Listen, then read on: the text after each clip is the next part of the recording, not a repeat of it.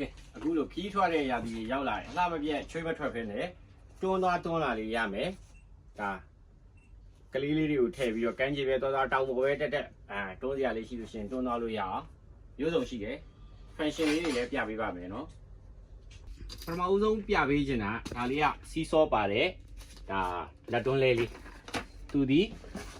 ခြေထောက်လေးတွေကိုလှုပ်လိုက်တာ ਨੇ စီးစောဖြစ်မယ်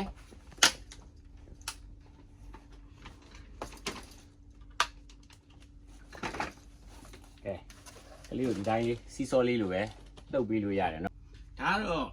ရှေ့နောက်ပြောင်းလို့ရတယ်နောက်ကနေတွန်းရင်ရနေပြီးတော့ကလေးကိုမျက်နှာချင်းဆိုင်လေးများတွန်းချင်တယ်ဆိုရင်လည်းဒါရှေ့နောက်လေးပြောင်းလို့ရတယ်နော်ကဲတာမိမိတွေအိတ်ချင်လာတဲ့အခါကျရင်လက်တွန်းလှဲကြီးနဲ့ဘယ်လိုလုပ်အိတ်ရမလဲဆိုလို့ရှင်ဟုတ်တယ်နော်ပတ်လက်လေးအိတ်လို့ရအောင်သူ့ကိုလှုပ်ပေးလို့လည်းရပါတယ်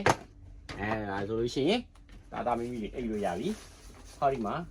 သူကဒါလေးကရှင်အောင်လေးလိုပဲအုပ်ကလေးပေါ့နော်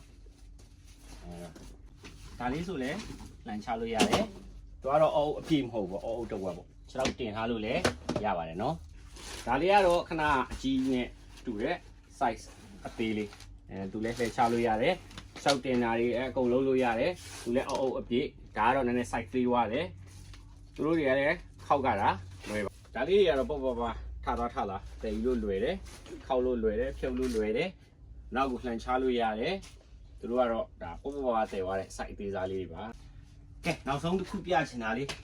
ဒါလေးကသူကတော့ပေါ့ကားနောက်ခန်းလေးပါပဲထည့်သွားခီးဆောင်ဆင်ပြေတယ်ဖြုတ်ရတက်ကတာလည်းလွယ်တယ်ဒီမှာဟောတခါလေးရင်ဝင်ပတ်လိုက်ပြီးသွားလို့ရပါပြီ